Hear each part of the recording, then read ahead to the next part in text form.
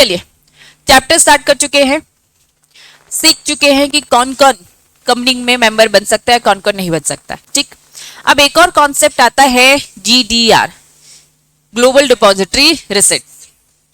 Global depository receipt का concept समझेंगे थोड़ा, ठीक है। चलिए कॉन्सेप्ट समझेंगे।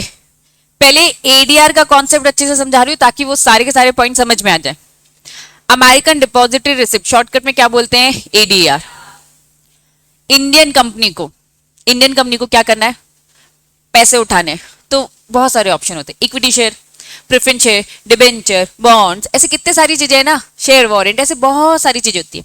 अगर इंडियन मार्केट से उठाना है, मान लो अभी ने इंडियन मार्केट से पैसे नहीं उठाना है, कहां से उठाना है, इंडिया के बाहर से, ठीक है। तो दो होते हैं, एक होता है एडीआर और एक होता है जीडीआर। इंडिया में छोड़कर हम इंडिया को छोड़कर बाहर फॉरेन मार्केट से पैसा उठा रहे, तो ग्लोबल डिपॉजिटरी रिसिप्ट हम देते हैं। इस ग्लोबल डिपॉजिटरी रिसिप्ट को फॉरेनर लेते हैं, दैट मीन्स वो हमारी कंपनी में क्या करे, इन्वेस्ट करे। एडीआर क्या बोलता है, अमेरिका ने क्या बोला, भाई हमारे लिए थोड़ी सी अलग रिसिप्ट निकालो, ठीक है।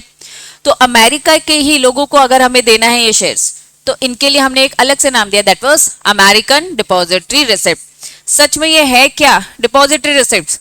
इसका नाम डिपॉजिटरी रिसिप्ट क्यों है, क्योंकि देने वाला कौन होता है, इशू करने वाला कौन होता है, डिपॉजिटरी। चलिए इस कॉन्सेप्ट को अब थोड़ा सा अच्छे से समझेंगे। इंडियन कंपनी ने क्या किया, शेयर्स इशू किए, तो शेयर्स अपने पास रखे, ठीक है। अब ये शेयर्स किसको देगी, डोमेस्टिक कस्टोडियन। कस्टोडियन एक इंसान तो नहीं, ऑब्वियसली एक कंपनी, एक ऑर्गेनाइजेशन जो अपनी कस्टडी में शेयर्स रखेगी।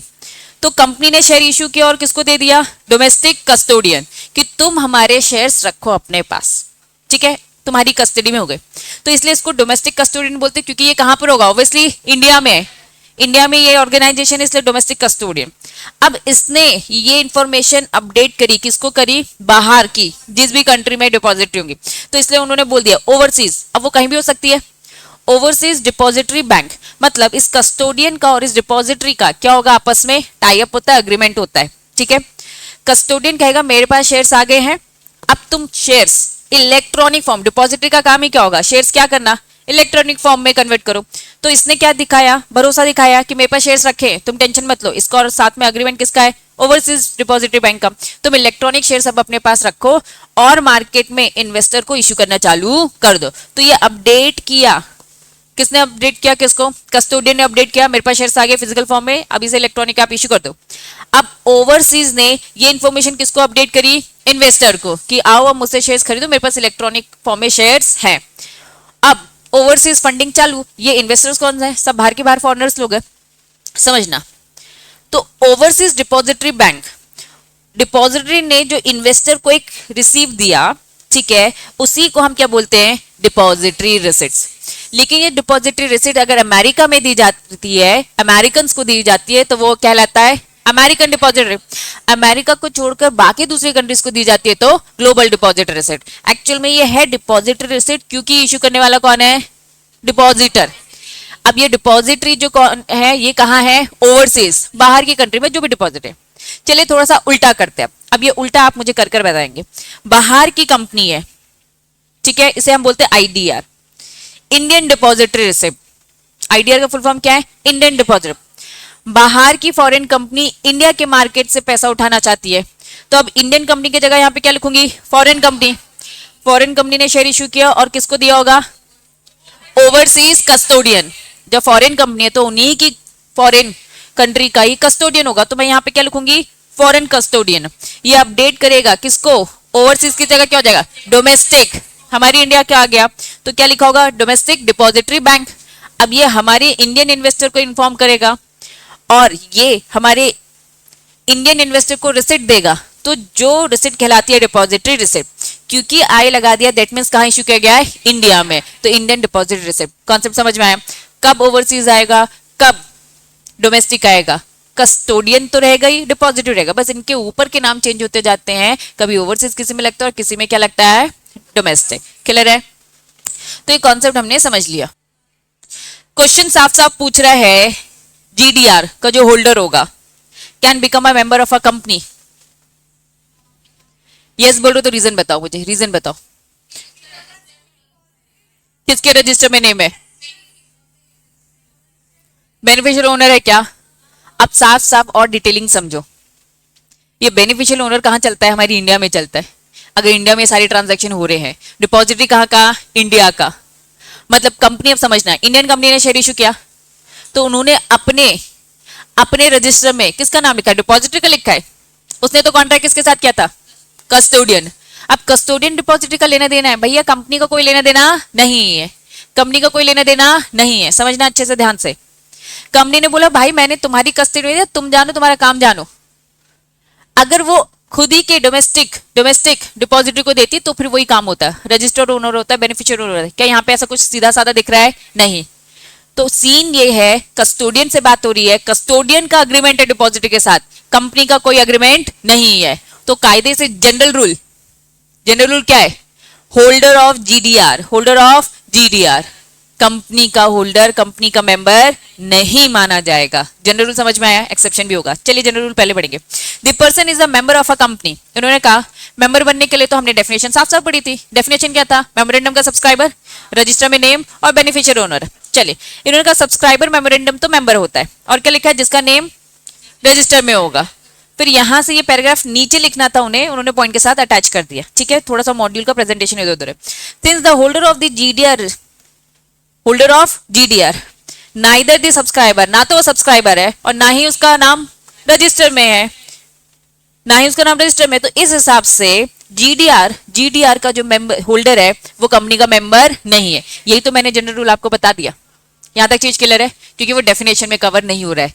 कभी भी हमने बोला ही नहीं एडीआर जीडीआर को कि ये बेनिफिशियल ओनर है, क्योंकि बेनिफिशियल ओनर के लिए डिपॉजिटरी का डायरेक्ट अग्रीमेंट होना चाहिए। यहाँ पे नहीं है, यहाँ पे बीच में कस्टोडियन डिपॉजिटरी का अग्रीमेंट है। ठीक है, इसलिए वो कॉन्सेप्ट समझाए। चलिए, name enter as a beneficial owner depository में होता है, लेकिन यहाँ पे डायरेक्ट कंपनी का कोई कॉन्ट्रैक्ट डिपॉजिटरी के साथ है क्या? नहीं। तो अगर डिपॉजिटरी अपना खुद का एक रिकॉर्ड मेंटेन करता तो वो उसमें बेनिफिशियल ओनर देता, लेकिन सिंस ओवरसीज डिपॉजिटरी बैंक है, ये इंडिया का डिपॉजिटरी बैंक नहीं है, क्योंकि ये कहाँ का है? ओवरसीज डिपॉजिटरी बैंक है, तो ये नाइदर डिपॉजिटरी, हमारी कंपनीज एक्ट के हिसाब से ये डिपॉजिटरी नहीं है, क्योंकि कंपनीज एक्ट के हिसाब से तो दो ही डिपॉजिटरी हमारे देश में, दैट वाज एनएसडीएल और सीडीएस है। बाहर के तो कितने क्या डिपॉजिटरी घूम रहे होंगे, हमें क्या पता उनका क्या चलता होगा, उनका क्या लॉस चलता होगा, इसलिए हम इसे मानेंगे नहीं। Nor holding of the share capital, therefore not deemed to be member. तो उन्होंने पहले पूरा क्लैरिफिकेशन दिया है कि जब हमने मेंबर की डेफिनेशन पढ़ी थी तो मेंबर की डेफिनेशन में हमने साफ साफ पढ़ा था कि सब्सक्राइबर, रजिस्टर में नेम और बेनिफिशियल ओनर। तो इन्होंने दोनों का क्लैरिफिकेशन दे दिया, ना तो ये सब्सक्राइबर है, ना तो रजिस्टर में नेम है, और ना ही हम इसे डिपॉजिटरी वाला बेनिफिशियल ओनर समझ रहे। क्यों? क्योंकि ये हमारी इंडियन एक्ट के हिसाब से डिपॉजिटरी नहीं है, ये ओवरसीज है। क्लियर है? तो हमारे कांटेक्ट में तो कुछ भी नहीं, और ना ही ये हमारे रूल्स एंड रेगुलेशन फॉलो करते हैं। क्लियर है? तो पहले ए बी बस जस्टिफाई कर रहे हैं कि नहीं ये होल्डर नहीं है, होल्डर नहीं है, होल्डर नहीं है। अभी तक चीज क्लियर है? चलिए, the holder of the GDR become a member, exception, member बन सकता है पहला जब वो क्या कर दे? ट्रांसफर। एक फॉरेनर क्या करता है, एक इन्वेस्टर क्या करता है, दूसरे इन्वेस्टर को क्या कर देता है? ट्रांसफर। अब ट्रांसफर करने के लिए डॉक्यूमेंटेशन होगा, ये डॉक्यूमेंटेशन हमारी इंडिया तक पहुंचेगा ना, भले इलेक्ट्रॉनिक फॉर्म में पहुंचेगा ना। इलेक्ट्रॉनिक कॉन्ट्रैक्ट होते हैं, हाँ होते, ठीक है। अगर ये ट्रांसफर हो गया, अब ये मेंबर बन जाएगा, क्योंकि अब हम अपने रजिस्टर में क्या करेंगे? एंट्री करेंगे। डॉक्यूमेंटेशन फुल होने चाहिए। या फिर क्या हो चुका है? ये रिडेम्पशन हो गया। किसका रिडेम्पशन हो गया? जीडीआर का। इनटू जो भी अंडरलाइंग इक्विटी शेयर है, और साथ में उसने क्या किया? प्रोसीजर फॉलो किया है, जो प्रोसीजर किसने बोल रखा है? हमारे कंपनीज एक्ट में। तो इन शॉर्ट, अगर ट्रांसफर होता है या फिर जीडीआर का क्या होता है? रिडम्पशन होता है, और रिडम्पशन होकर वो क्या कर देता है? इक्विटी शेयर में कन्वर्ट होता है। लेकिन इन सारी चीजों में उन्होंने क्या फॉलो किया है? कंपनीज एक्ट का प्रोसीजर।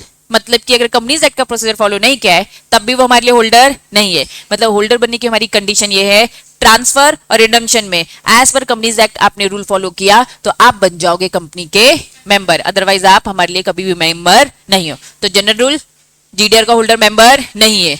एक्सेप्शन बन सकता है कब? जब ट्रांसफर और रिडम्पशन होगा, वो भी एज पर कंपनीज एक्ट 2013 जो हमारा इंडिया का लॉ बोलता है। क्लियर है? यही चीज पूरी उन्होंने फिर से रिपीट करी है, पूरा कंक्लूजन एबीसी का दे रखा है कि शेयर अलॉट कर रहे हैं, नेम किसका है, ओवरसीज डिपॉजिटरी बैंक, एंटर क्या लिखा है, रजिस्टर में, अनटिल हम इन्हें नहीं मानेंगे जब तक क्या ना हो जाए, ट्रांसफर या फिर रिडम्पशन। और साथ में उन्होंने क्या बोल दिया है, प्लीज नॉमिनी का नेम भी डाल देना। What do you mean by nominee? अगर डेथ हो जाती है, अगर डिजीज मेंबर है, तो उसके बाद किसका हक है। तो बस उन्होंने क्या बोल दिया है, ये सारी चीजें एज पर हमारे कंपनीज एक्ट के अकॉर्डिंग होगी तो हम उसे मानेंगे, अदरवाइज नहीं। तो इसको उन्होंने और बस डिटेल में क्लैरिफिकेशन दिया। यहां तक चीज क्लियर है? चलिए नेक्स्ट हेडिंग, जॉइंट मेंबर समझते हैं, कंसेप्ट है इसमें भी। देखो कंसेप्ट वाली चीजें थोड़ी सी डिटेल में समझते हैं, बाकी रीडिंग वाला पोर्शन ही देती हूँ मैं तुम लोग को। जॉइंट मेंबर मतलब दो होल्डर साथ में मिलकर शेयर्स खरीद रहे, इज दैट क्लियर? ऑर्डर होता है दोनों का, एक पहले किसका नाम होगा, बाद में किसका नाम होगा, खुद अपनी मर्जी से डिसाइड कर सकते हैं। अगर अपनी मर्जी से डिसाइड नहीं किया तो हमेशा कंपनीज एक्ट क्या बोलता है, सीनियर का नाम पहले आएगा। लेकिन आप आगे चलकर इस नाम को के ऑर्डर को चेंज भी कर सकते हो। More than one person apply कर रहे एक ही शेयर्स को लेकर, joint member insist their name register in any order. जो उन्हें ऑर्डर फॉलो करना है वो कोई भी ऑर्डर फॉलो कर सकते, कोई दिक्कत नहीं है। दे में ऑल्सो होल्ड क्या कर सकते हैं, स्प्लिट कर सकते, अपने ही अंदर वो स्प्लिट कर सकते। फॉर एग्जाम्पल रॉकी सर और मैंने शेयर्स खरीदे, ठीक है, मैंने कहा कि भाई हमने 10,000 के शेयर्स खरीदे, लेकिन हमने आपस में ही होल्डिंग को क्या कर रखा है, अंदर ही अंदर स्प्लिट करके रखा है। कंपनी को ये बात इन्फॉर्म कर दो, कंपनी को ये बात इन्फॉर्म कर दो कि हम अब इसे क्या कर रहे हैं, स्प्लिट कर रहे हैं। स्प्लिट करना मतलब क्या, अलग अलग कर रहे, ठीक है। अब ये तो हमारा अंदर का होगा ना कि हम कितने में स्प्लिट करें, 50-50, 70-30, इट्स है ना, अप टू अस कि भैया हमारी मर्जी हम किस में करने वाले। स्प्लिट कर रहे हो सेवरल जॉइंट होल्डिंग को, तो प्लीज अपना नाम भी जो है वो बता दो in different order, so that all of them may have right to vote as the first name. Joint holder क्या बोलता है, वोट करने का अधिकार किसको है, सबको है क्या? सबके वोट अलग अलग नहीं है क्या? नहीं भाई, फर्स्ट वाले को मिलता है ना, हमेशा किसको मिलता है, फर्स्ट नेम्ड को। लेकिन अगर आप चाहते हो कि नहीं भाई हम सबको वोट मिले, तो ऑब्वियसली आपको क्या करना चाहिए, स्प्लिट कर देना चाहिए। अब वो हमारी मर्जी है कैसे स्प्लिट करना है, किसने कैसे क्या पैसे दिए। फिर अगर झगड़ा हो जाता है कि नहीं नहीं, फॉर एग्जांपल रॉकी सर, मैंने कहा मैंने 70% दिया था, आपने तो 30% दिया था, कायदे से मुझे 7,000 मिलने चाहिए, आपको 3,000, तो अब ये झगड़ा होता है तो फिर ये कोर्ट का मैटर आ जाता है कि किसने कितना क्या दिया, ठीक है। अगर सबूत नहीं है तो फिर 50-50 करेगा कोर्ट भी, ठीक है। अब 50-50 हो गया तो अब दोनों के पास वोटिंग राइट आ गया क्या? हाँ, तो बस यही कॉन्सेप्ट उन्होंने समझाया, दैट्स इट। एक बार रीड करने का। नेक्स्ट हेडिंग क्या है, नॉमिनी किसका, जॉइंट मेंबर। समझना, share of the company register in the joint name. Rocky sir मेरे नाम पर हमने शेयर्स खरीदे, ठीक है, लेकिन यहां पर दूसरा कॉन्सेप्ट समझा रहे, ठीक है, इंसान की बात नहीं कर रहे, ये क्या कह रहे हैं, आर्टिफिशियल। कंपनी के भी नाम पर है और इसके साथ साथ कौन है, डायरेक्टर। समझना, ज्वाइंट मेंबरशिप है, ज्वाइंट मेंबरशिप है, कंपनी ने भी पैसा लगाया और साथ में किसने लगाया है, डायरेक्टर ने, दोनों का नाम लिखा है साथ में, हक दोनों का है, क्योंकि कंपनी एक आर्टिफिशियल बॉडी है। क्या लगता है डायरेक्ट अपनी मनमानी करेगा क्या, मनमानी तरीके से बेच सकता है क्या, बिल्कुल भी नहीं। कंपनी से भी पूछा जाएगा, कंपनी से पूछा जाएगा मतलब कंपनी के बोर्ड ऑफ डायरेक्टर, अगर 10 हैं तो 10 से पूछा जाएगा और एक डायरेक्टर अलग हो जाएगा। बात समझ में आ रही है? तो अगर सिचुएशन बनाई उन्होंने, अगर कोई ज्वाइंट मेंबरशिप में कंपनी और साथ में कौन है, एक डायरेक्टर, डायरेक्टर को क्या बोल दिया है, वो एक नॉमिनी ट्रीट हो जाएगा, ठीक है। डायरेक्टर को नॉमिनी बनाया है हमने, तो ही एक्ट जॉइंटली, उसे हमेशा जॉइंटली काम करना है with the company, not individual. वो कभी भी इंडिविजुअली नहीं करेगा। लेकिन कंपनी खत्म होने के बाद उसका नॉमिनी कौन होगा, डायरेक्टर होगा। लेकिन कंपनी कैसे खत्म होती है, मर जाती है, कैसे मरती है, वाइंडिंग अप। तो वाइंडिंग अप में अगर जरूरत पड़ती है तो बच्चा वो भी फिर शेयर्स को निकाला जाएगा, बेचा जाएगा, लिक्विड फॉर्म में किया जाएगा और फिर कैश फॉर्म में क्रेडिटर को पे किया जाता है। क्लियर है? तो बस उन्होंने बस एक केस बताया। चलिए चिल्लर हेडिंग क्या लिखा है, minimum number of member, private public OPC. Minimum private में कितने, 2, पब्लिक में कितने, 7, 1% में कितने। मैक्सिमम की बात करेंगे, प्राइवेट में कितने, 200, पब्लिक कंपनी में अनलिमिटेड, ओपीसी में कितने, एक ही होता है, ठीक है। चिल्लर हेडिंग है। नेक्स्ट हेडिंग क्या लिखा है, रिस्ट्रिक्शन में, फिर से चिल्लर हेडिंग, प्राइवेट कंपनी की बात हो रही है, रिस्ट्रिक्शन कितना है, 200, कितने मेंबर हो सकते हैं, 200। पब्लिक कंपनी को रिस्ट्रिक्शन है क्या, नहीं, अनलिमिटेड। यही बात घिसी पिटी उन्होंने लिखी है जो मैंने मैक्सिमम फॉर्म में बता दी। क्लियर है? आ जाओ, हेडिंग लिखा है, सेसेशन मतलब क्या होता है, खत्म, मेंबरशिप खत्म होगी, सब चिल्लर हेडिंग। ट्रांसफर करेंगे तो किसकी मेंबरशिप खत्म हो जाएगी, ट्रांसफरर। फोरफिट कर लिया तो जिसके फोरफिट हुए हैं उसके खत्म, सेल किया ट्रांसफरर, एक ही तो बात है, एक ही, डेथ हो गई ट्रांसमिशन पढ़े थे तो जिस डिजीज मेंबर की, इंसॉल्वेंसी इंसॉल्वेंट की, रिडेम्पशन जिसके शेयर्स रिडीम हुए, कंपनी ने रिपे किया, खत्म होगी मेंबरशिप, कैंसिल जिसके कैंसिल हुए। इन्होंने बस क्या बोल रखा है, मेंबरशिप किस किस तरीके से खत्म होती है। फिर क्या लिखा है, परचेज बाय अनदर, ट्रांसफर बोलो सेल बोलो एक ही तो बात है, ये सब बस अलग अलग तरीके से बताया मेंबरशिप खत्म होने के, उन्होंने बस वर्ड्स चेंज किए। नेक्स्ट क्या लिखा है, कंपनी क्या होगी, wind up. Once a session to be a member, member अगर एक बार क्या हो जाता है, सीज हो जाता है, खत्म हो जाता है। The remain liable as a contributory, ये टर्म है जो हम और डिटेल में समझेंगे आगे चल के जब हम कंपनी का वाइंड अप पढ़ेंगे।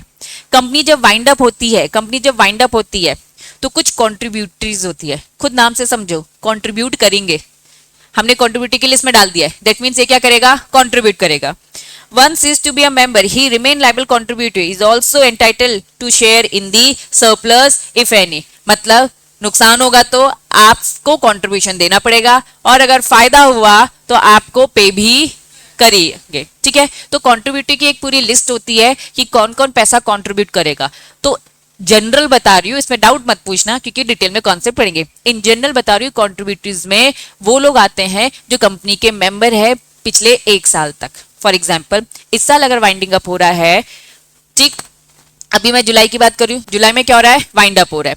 पिछला 1 साल हमारा क्या होगा, पिछले साल का जुलाई। इन 1 साल के बीच में किसी भी मेंबर ने अपने शेयर्स बेच दिए, किसी मेंबर ने अपने शेयर्स बेच दिए, उसकी मेंबरशिप खत्म हो गई, मेंबरशिप खत्म हो गई, तब भी वो एज अ कॉन्ट्रीब्यूटरी कंट्रीब्यूट करेगा, ऐसा लॉ बोलता है। क्योंकि शायद उसे हिंट हो गया था कि कंपनी अब खत्म होने वाली है, बर्बाद होने वाली है, जल्दी से मैं अपने शेयर्स बेच के निकल लूं। तो ऐसी कंट्रीब्यूटर की लिस्ट होती है कि कौन कौन वाइंडिंग अप के टाइम पर पैसा और लगाएगा। तो 1 साल तक, मान लो मैंने कब किया, अक्टूबर में किया, पिछले साल, अक्टूबर नहीं कह रही, जनवरी, पिछले साल के जनवरी में मैंने बेचा, ठीक है। कंट्रीब्यूटरी का जो मैंने अभी तुम्हें स्टेटमेंट बताया, 1 साल तक में जो मेंबर है उसको देना है। क्या मैं 1 साल के दायरे में कवर हो रही हूँ, क्या नहीं, तो क्या मैं कंट्रीब्यूट करूंगी, नहीं। तो ऐसा पूरा एक कॉन्सेप्ट है, आगे चल के पढ़ेंगे। तो बस इन्होंने सिंपल क्या बताया, अगर किसी की भी मेंबरशिप इस तरीके से खत्म हो जाती है और वो अगर किस में आता है, कंट्रीब्यूटरी में आता है, जो मैंने डेफिनेशन बताया पिछले 1 साल तक में अगर ये आते हैं तो इन सब की क्या है, लाइबिलिटी है वाइंडिंग अप के टाइम पे पैसा कंट्रीब्यूट करने का। और अगर मिलेगा भी, अगर कुछ सरप्लस होता है तो वो हक भी है उनका मिलने का। यहां तक चीज क्लियर है, पक्का। हेडिंग बताओ क्या लिखा है, एक्सपल्शन ऑफ मेंबर, वर्ड का मतलब बताओ, एक्सपल्शन निकाल दिया, किसको निकाल दिया, चलिए। मिनिस्ट्री ऑफ कॉर्पोरेट अफेयर्स साफ साफ क्लैरिफाई कर रहा है कि आर्टिकल में ये बात लिखी होनी चाहिए। आर्टिकल में क्या लिखा होना चाहिए कि मेंबर को आप क्या कर रहे हो, निकाल रहे हैं। लेकिन मेंबर को आप कभी भी ऐसे मुंह उठा के निकाल देंगे क्या, ये फंडामेंटल राइट्स के क्या है, ऑपोजिट है। मतलब ये क्या हो गया, अल्ट्रा वायरस। याद करो हमने अल्ट्रा वायरस पढ़ा था, अलग अलग टाइप के, ultra vires of memorandum, article, director, और सबसे बड़ा क्या था, कंपनीज एक्ट। आपने अपने आर्टिकल में क्या लिख दिया कि हम अपने मेंबर को कभी भी निकाल सकते, तो क्या आप कंपनीज एक्ट को अल्ट्रा वायरस नहीं कर रहे, आप जास्ती नहीं कर रहे, आप किसी भी मेंबर को ऐसे कैसे निकाल सकते हो, कोई जेन्युइन रीजन होना चाहिए। लेकिन क्योंकि आपको लगा कि नहीं हम आर्टिकल में जो भी लिखेंगे वो काम कर सकते हैं, लेकिन क्या आर्टिकल अल्ट्रा वायरस नहीं हो गया। आर्टिकल अगर अल्ट्रा वायरस है तो क्या उसे रेक्टिफाई किया जा सकता है, हाँ उसे ठीक किया जा सकता है। लेकिन अगर वो कंपनीज एक्ट के इंटर वायरस होना चाहिए, क्या इंटर वायरस है क्या, इन्होंने अपने फंडामेंटल प्रिंसिपल को ही चेंज कर दिया। मेंबर ओनर है, उसको कभी भी निकाल देंगे, ओनर को घर निकाला दे देंगे क्या, नहीं। तो ये अल्ट्रा वायरस है। Any provision contain in the repugnant, repugnant मतलब opposite to the provision Companies Act, इसको हम मानेंगे वॉइड, चाहे वो मेमोरेंडम है चाहे वो आर्टिकल। सेक्शन 6 याद होगा तुम लोग को, सेक्शन 6 साफ साफ बोलता है कि मेमोरेंडम आर्टिकल में आप ऐसा कुछ भी नहीं लिख सकते जो आपके कंपनीज के एक्ट के अगेंस्ट हो। अगर ऐसा लिखा है तो आपका मेमोरेंडम आर्टिकल क्या होगा, गलत माना जाएगा। तो क्या मेंबर को निकाल पाओगे क्या, नहीं। कुछ एक जेन्युइन रीजन बताओ, ऐसे ही आपने आर्टिकल में लिख दिया निकाल सकते हो, तो क्या निकाल पाओगे, नहीं। क्लियर है। नेक्स्ट हेडिंग बताओ, चिल्लर हेडिंग आ गई है, किसका रजिस्टर, मेंबर का। अब इन्होंने कहा भाई हर कंपनी को क्या करना है, कीप एंड मेंटेन रजिस्टर। अब ये रजिस्टर किस किस का हो सकता है, मेंबर का, डिबेंचर होल्डर का, अदर सिक्योरिटी होल्डर। सबके अलग अलग रजिस्टर मेंटेन होंगे। इन्होंने कहा मेंबर में भी ना दो आते हैं, ईच क्लास, इक्विटी भी आता है और प्रेफरेंस। इनके प्लीज बाइफरकेशन रखना, अलग अलग कैटेगरी, अलग अलग लिस्ट रखना, ठीक है। रिसाइड इन इंडिया और आउटसाइड, हमें पूरे अच्छे से रजिस्टर में नाम लिखा होना चाहिए, दैट्स इट, चिल्लर चीज। फिर उन्होंने बोला कि जब आप क्या बनाओगे, रजिस्टर बनाओगे, तो प्लीज सबसे पहले स्टार्टिंग में क्या बनाना, इंडेक्स। उस इंडेक्स में क्या लिखना, नेम। अंदर क्या लिखा है, अंदर पूरी डिटेलिंग लिखी है।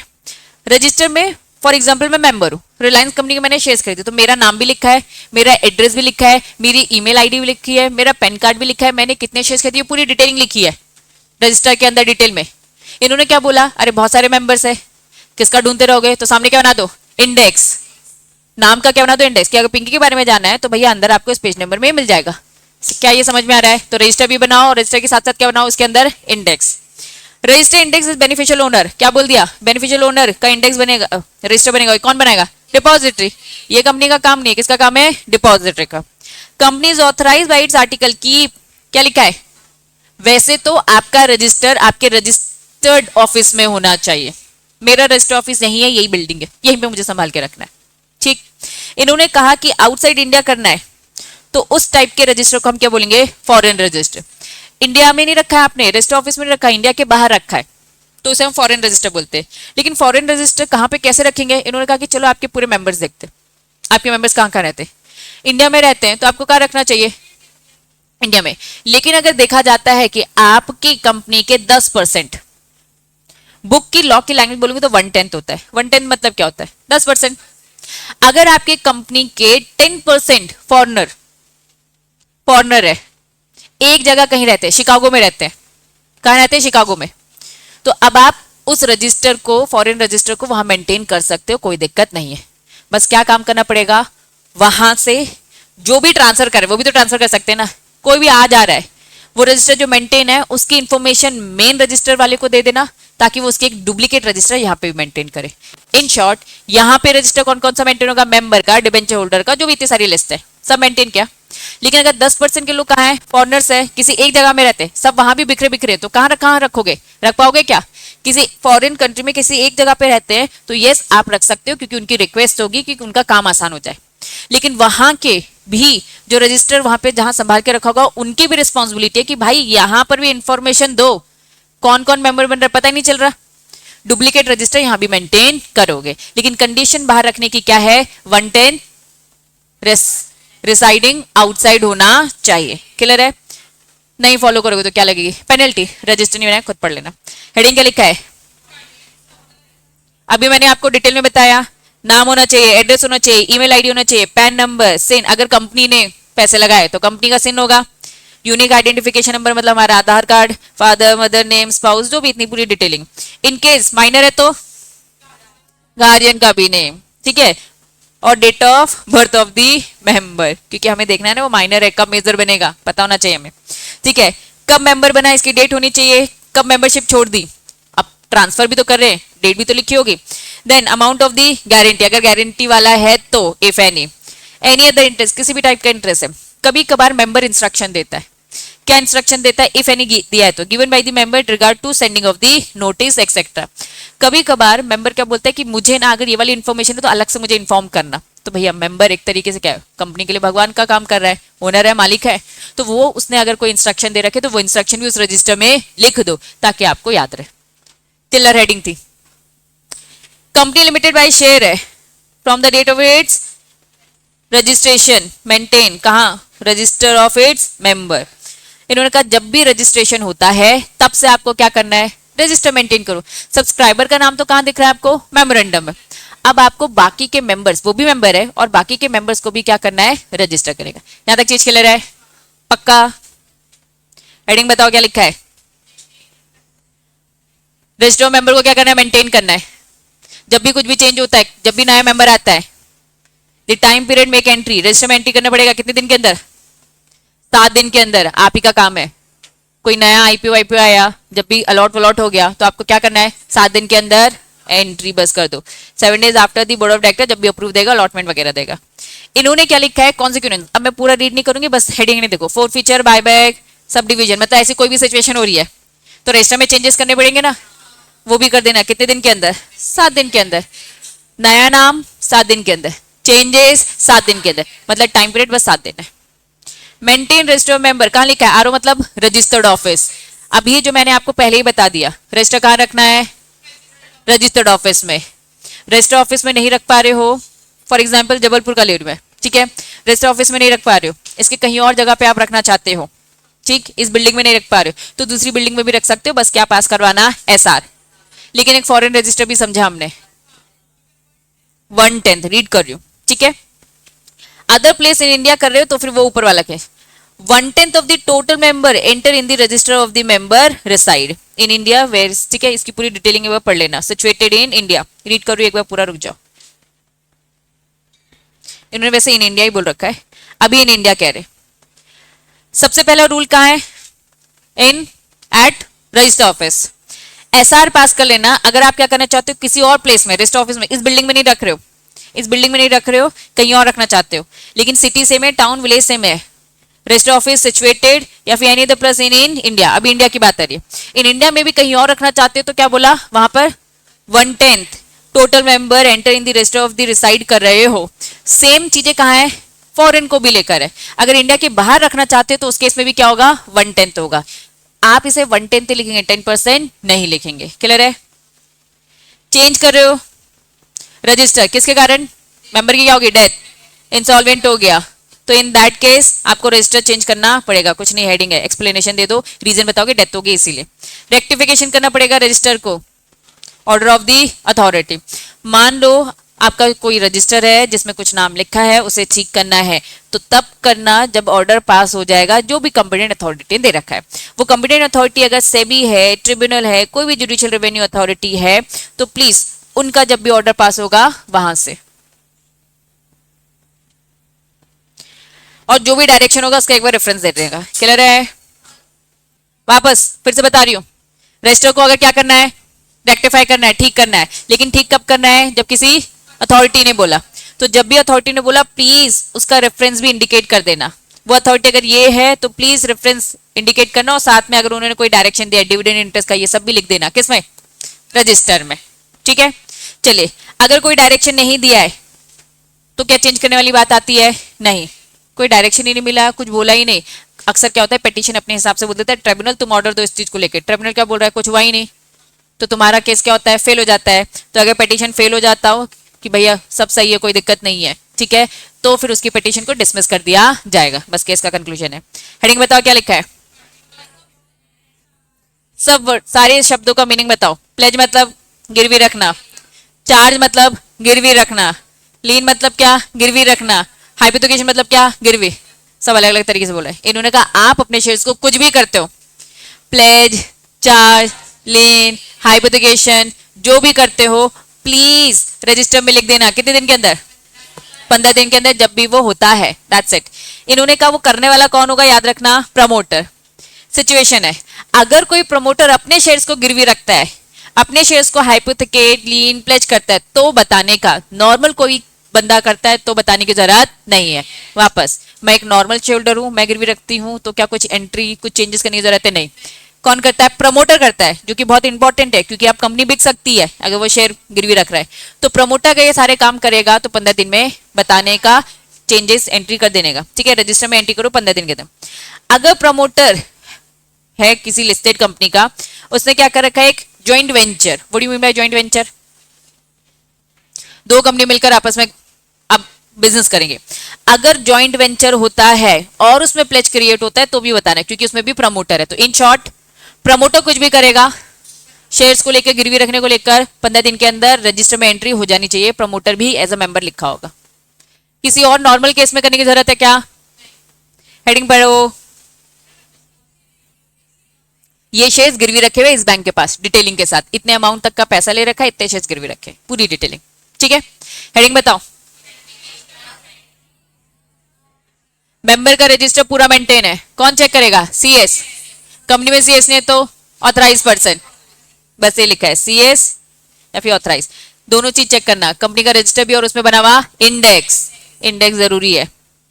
पहला केस, अगर किसी ने शेयर परचेस कर दिए हैं तो किसका नाम आएगा, ट्रांसफर का कि ट्रांसफरी का, किसमें नाम आएगा? रजिस्टर में। अगर परचेस हो गया तो एंटर कर दो किसमें? रजिस्टर में। चिल्लर case. No company enter in the register statement that the lien on the share. अभी मैंने आपको क्या बताया? लीन मतलब गिरवी रखना। अगर कोई नॉर्मल शेयर होल्डर गिरवी रखता है तो क्या एंट्री होती है? कब एंट्री होती है? जब प्रमोटर। ठीक है। Company can not putting in the register anything. Register में कुछ भी लिख देगी क्या? नहीं, वही सारी चीजें लिखेगी एक्सेप्ट जो सेक्शन बोलता है, जो कंपनीज एक्ट बोलता है। क्या क्या बोलता है? नाम, एड्रेस, सिन, जो भी व्हाटएवर था। वॉलेंट्री अगर वाइंड अप करते हो तो उसमें एक लिक्विडेटर आता है। लिक्विडेटर का काम क्या है? पूरी कंपनी के एसेट्स को बेचो, लिक्विड फॉर्म में कन्वर्ट करो ताकि वो क्रेडिटर की लायबिलिटी पे ऑफ कर दे। लिक्विडेटर में एक्सेप्ट ट्रांसफर, वो सारे शेयर अगर ट्रांसफर होते हैं तो कौन एक्सेप्ट करेगा? कंपनी के बिहाफ में लिक्विडेटर करेगा। ऑल्टर करेगा रजिस्टर अकॉर्डिंगली। समझो, कंपनी एक शेयर होल्डर है किसी और कंपनी में, आईटेक्स कंपनी ने पैसा लगाया रिलायंस कंपनी में। अब हमारी कंपनी का क्या हो रहा है? वाइंडिंग अप हो रहा है। हमारा जो लिक्विडेटर है, ठीक है, अब रजिस्टर में, रिलायंस कंपनी के रजिस्टर में किसका नाम लिखा था? आईटेक्स का लिखा था। हमारा लिक्विडेशन हो रहा है तो मे एक्सेप्ट शेयर ट्रांसफर। वो चाहे तो हमारे शेयर को क्या कर सकता है? अपने नाम पे ट्रांसफर करवा सकता है। और रजिस्टर में क्या बोलेगा? ऑल्टर करो। रिलायंस कंपनी के रजिस्टर में जहां तक आईटेक्स लिखा था, आपका किसका नाम लिखा होगा? लिक्विडेटर, ऑफिशियल लिक्विडेटर का, जो भी अपॉइंट होता है। ठीक है, नेक्स्ट बताओ। फर्म बन सकती है क्या मेंबर? अगर फर्म मेंबर नहीं बन सकती और फर्म के लोगों को पैसा लगाना है तो कैसे लगाएंगे? Individually partner. पार्टनर्स भी तो ज्वाइंट में पैसा लगा सकते हैं। तो only the partner recognise register, और वो चाहे तो क्या बन सकते हैं? ज्वाइंट होल्डर्स बन जाए। जरूरी थोड़ा ना हस्बैंड वाइफ बने, भाई बहन बने, पार्टनर्स भी तो बन सकते हैं क्योंकि ज्वाइंटली हम लोग खरीदे। क्लियर है? All these are cases. नहीं पढ़ाऊंगी, हेडिंग समझो क्या लिखा है। इंडेक्स मेंटेन करना है। इंडेक्स में बस नाम लिखा होता है, डिटेलिंग अंदर लिखी होती है। इंडेक्स क्यों जरूरी है? क्योंकि इतने सारे नाम है, कब तक ढूंढोगे। लेकिन इंडेक्स बनाने की जरूरत नहीं है अगर मेंबर्स कम है। कितने से कम है? नॉट लेस देन 50, तो फिर आपको बनाने की जरूरत नहीं है। हेडिंग बताओ क्या लिखा? प्लेस ऑफ कीपिंग और इंस्पेक्शन।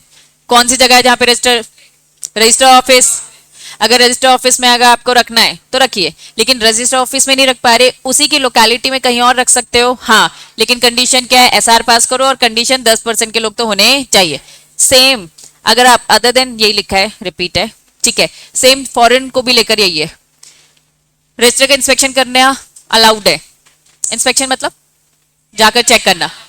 इन्होंने बोला भाई कंपनी का member, debenture holder, security holder, beneficial holder, कोई भी आके चेक कर सकता है, लेकिन टाइम क्या होना चाहिए? Business hours. इन्होंने बोला इनसे कोई पैसा मत लेना जब ये इंस्पेक्शन करने आएंगे, लेकिन इनके अलावा एनी अदर पर्सन आता है इंस्पेक्शन करने तो उससे पैसे ले लेना, लेकिन पैसे कितने से ज्यादा नहीं होने चाहिए?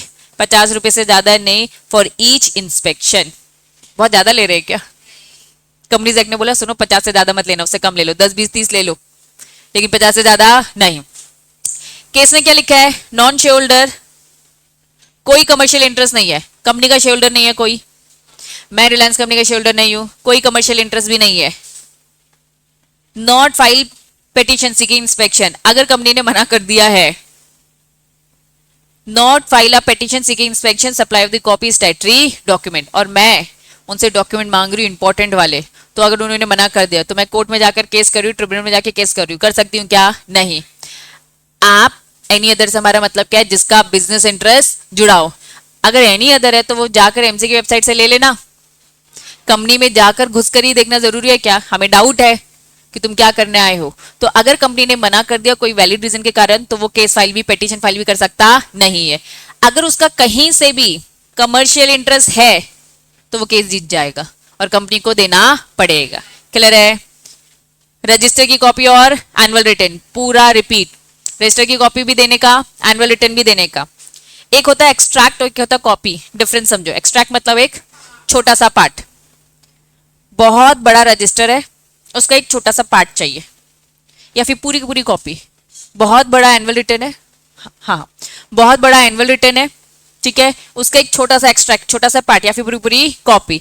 इन्होंने कहा फीस किससे लेने की जरूरत नहीं है? जो कंपनी का मेंबर होगा, बेनिफिशियल ओनर होगा, उससे लेने की जरूरत नहीं है, उसे एक्सट्रैक्ट देख सकते हो। कॉपी देना है, चलिए कॉपी देते वक्त आप पैसा ले सकते हो, लेकिन कितने से ज्यादा नहीं। 50 रुपए क्या था?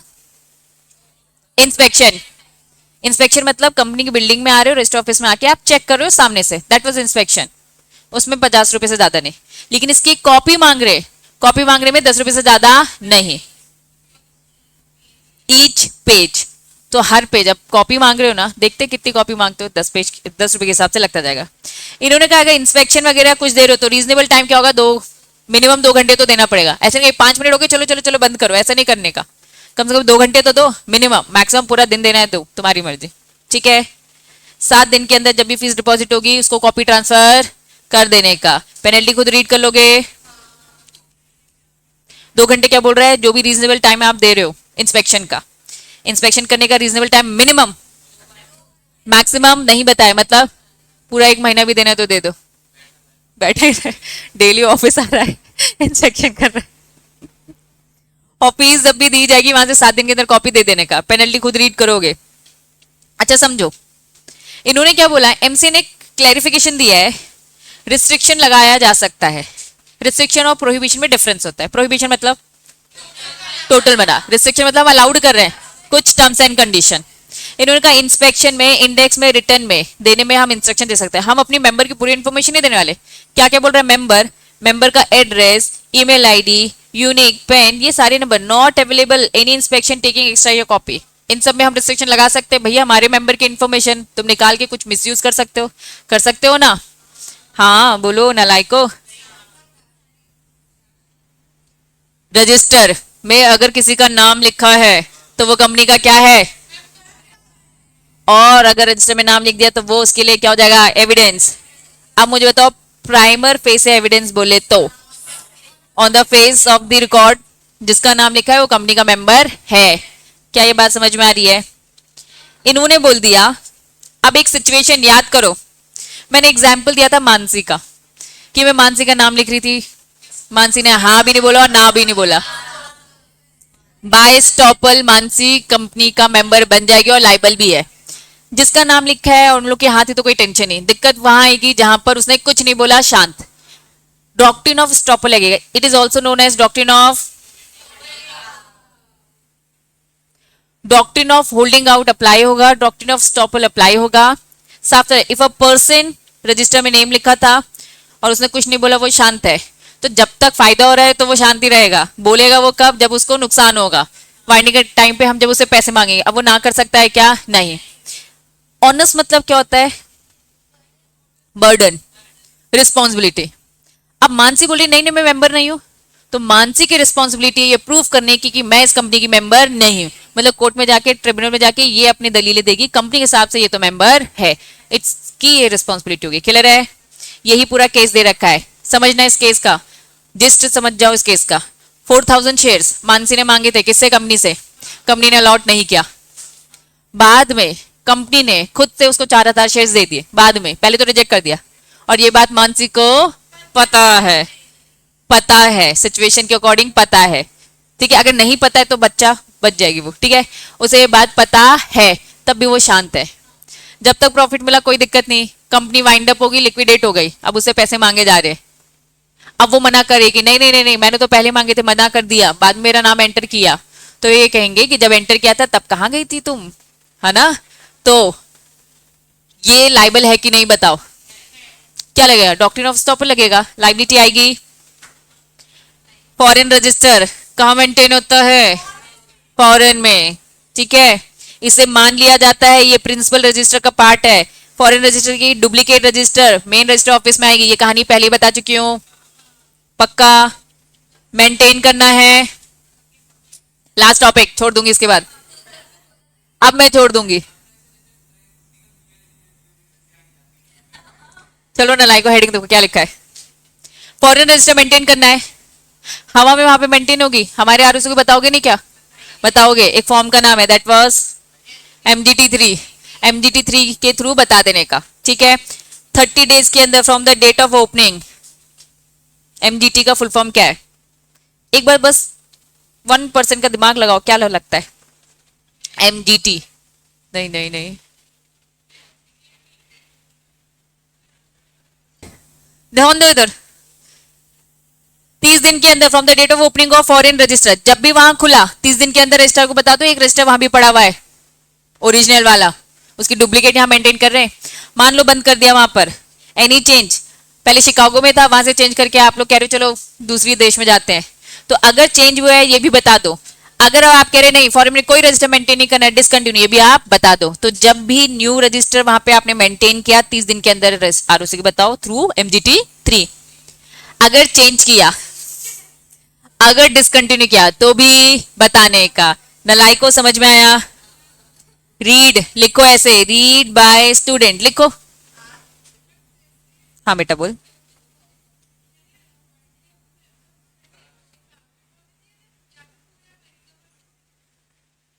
पूरे अमेरिका को कंसिडर कर लिया जाएगा, हाँ, क्योंकि जरूरी नहीं एकदम उसमें हो। लिख लिया आपने? जो प्रिजर्वेशन है ना, बहुत शॉर्टकट दे रखा है। रजिस्टर लास्ट टॉपिक है। मेंबर का एक रजिस्टर होता है, बोलो हाँ। डिबेंचर का एक रजिस्टर होता है, बोलो हाँ। फॉरेन में होता है, वेरी गुड। मेंबर का रजिस्टर हमेशा मेंटेन करना, परमानेंट, वेरी गुड। लेकिन डिबेंचर होल्डर, मेंबर हमेशा मालिक होता है, डिबेंचर होल्डर को पैसे रिटर्न करने हैं, बोलो हाँ। तो इन्होंने कहा ज्यादा टाइम तक नहीं मेंटेन करो, बस 8 साल तक। लेकिन 8 साल कब? जब रिडीम हो जाएगा, पे करने के बाद। अब फॉरेन में मेंबर का रजिस्टर परमानेंट, मेंबर है, मेंबर का नाम तो हमेशा रिकॉर्ड में होना चाहिए, भले ही 2 दिन के लिए मेंबर बना, ठीक है। फॉरेन रजिस्टर किसका? डिबेंचर होल्डर का। तो इन्होंने क्या बोल दिया कि भैया इनका तो 8 साल। तो 2 टाइप के डॉक्यूमेंट प्रिजर्व करने होते हैं, एक परमानेंटली और एक टेम्परेरी। टेम्परेरी कितने टाइम के लिए? 8 साल। 8 साल के बाद जो करना है करो, लेकिन मेंबर का रजिस्टर तो ऑलवेज मेंटेन होगा। आज की सभा समाप्त।